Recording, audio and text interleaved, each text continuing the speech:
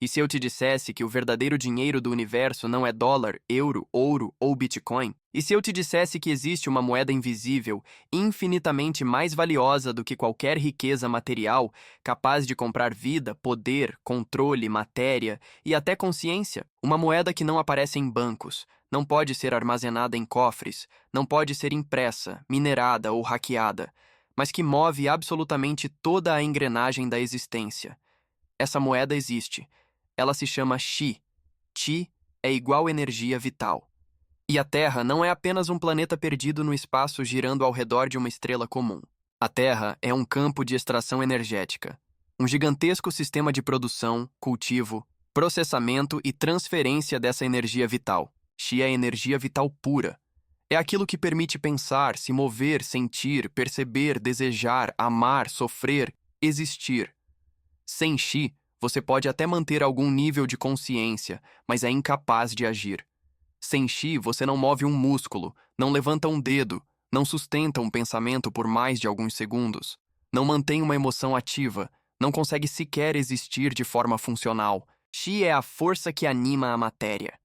É o sopro que transforma átomos mortos em vida consciente. Por isso, no universo, Chi vale mais que ouro, diamantes, petróleo, criptomoedas ou qualquer outro ativo físico. Porque Chi não compra apenas objetos. Chi compra experiências, controle dimensional, capacidade de manifestação, domínio sobre matéria, tempo, espaço e consciência. Chi é poder em sua forma mais pura. Nos planos mais densos da existência, essa energia vital não existe em abundância. Ela não é gerada facilmente.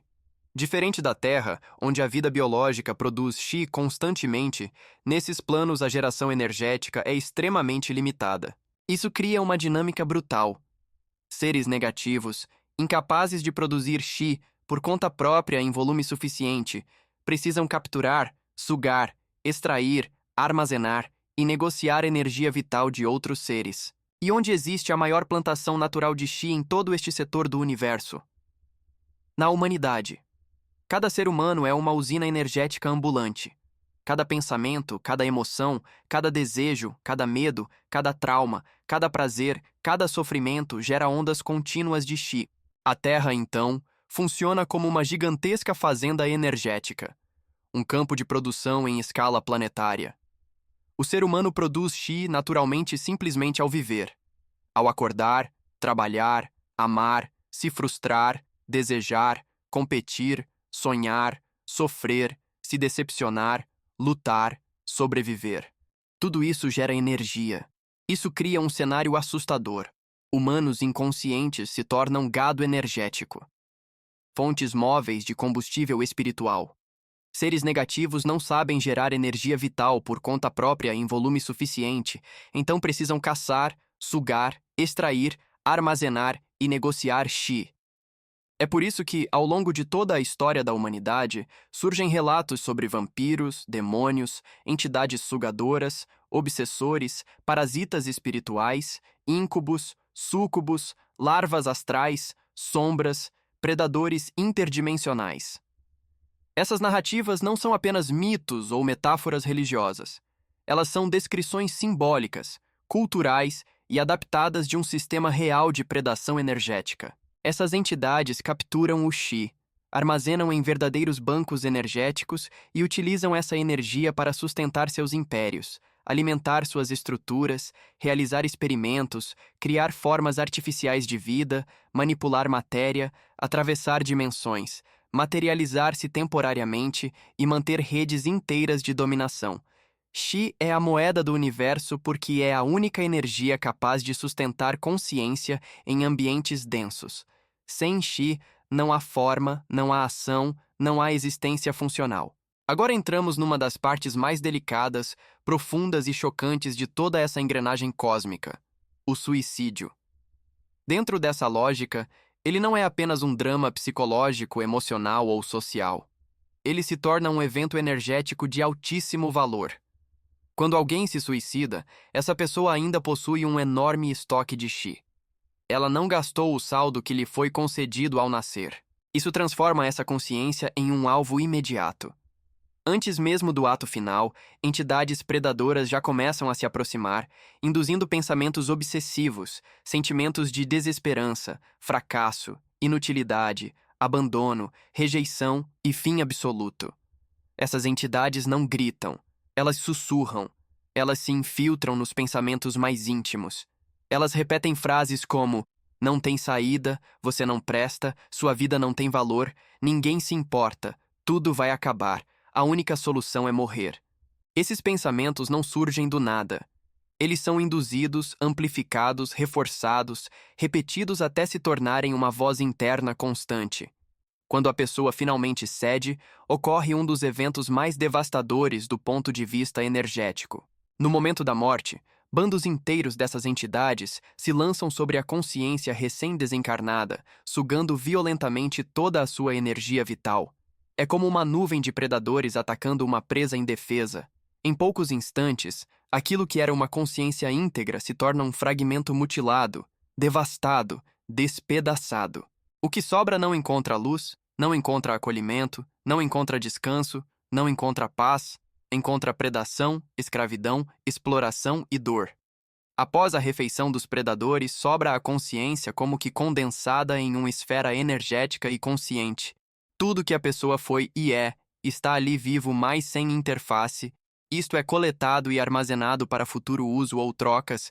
A recuperação desse estado pode levar décadas, séculos ou até milênios, dependendo da intensidade da dilaceração sofrida.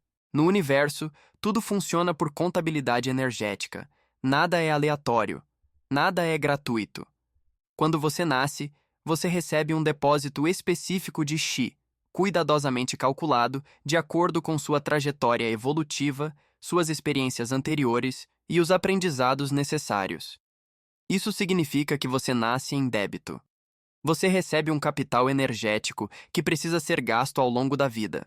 Enquanto esse saldo existir, sua consciência permanece vinculada a determinadas faixas dimensionais.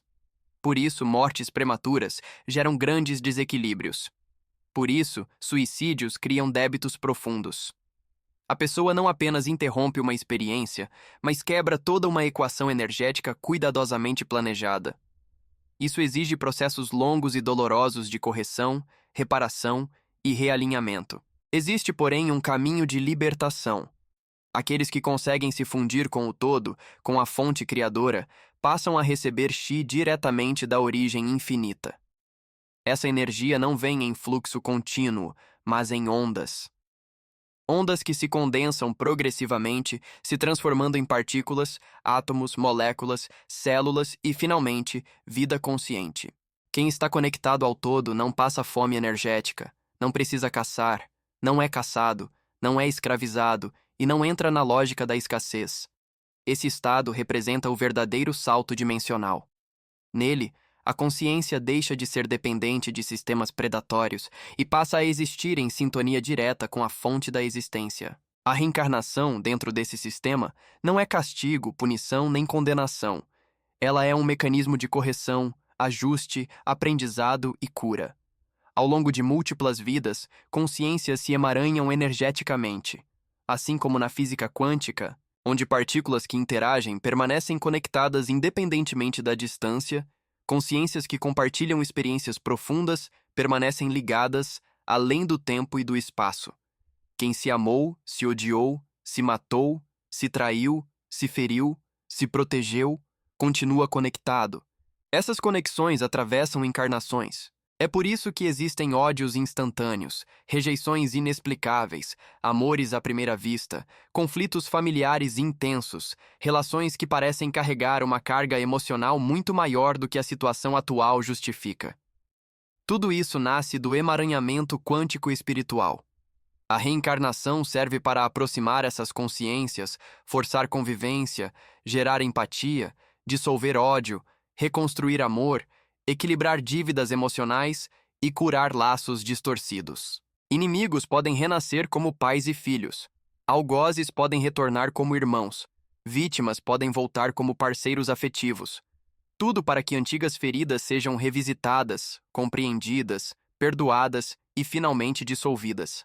Quando duas pessoas nunca se encontraram antes, o amor precisa ser construído gradualmente por meio da convivência, da troca, do diálogo, da intimidade emocional, do tempo e da confiança. Isso gera aos poucos toda a bioquímica da paixão. Mas quando existe emaranhamento antigo, essa bioquímica já foi construída em outra vida. Ao se reencontrarem, ocorre uma reativação instantânea desses circuitos emocionais. Por isso existe o amor à primeira vista. Não é magia, não é fantasia, é memória quântica emocional despertando novamente. A morte não é o fim. Mas o que acontece depois da morte depende diretamente do nível de consciência. Muitos seres permanecem presos ao próprio corpo físico, conscientes dentro do cadáver, vivenciando o velório, o enterro, a cremação e até os processos de decomposição. Eles veem, sentem, percebem, mas não conseguem se mover. Esse estado é profundamente traumático. Cemitérios funcionam como verdadeiros feudos energéticos, dominados por entidades especializadas em capturar essas consciências fragilizadas.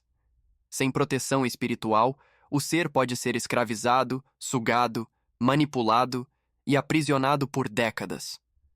O sofrimento não é simbólico. Ele é real, intenso e devastador. Existe uma guerra invisível em andamento constante entre forças da luz e forças da sombra. Ela não é simbólica, religiosa ou mitológica. Ela é real, concreta, estratégica e multidimensional. O bem resgata, o mal explora. Ambos possuem força. Ambos possuem inteligência. Ambos possuem tecnologia espiritual. Mas o poder absoluto pertence apenas à fonte criadora. Essa guerra se manifesta em todos os planos, atravessa todas as dimensões e influencia diretamente a experiência humana.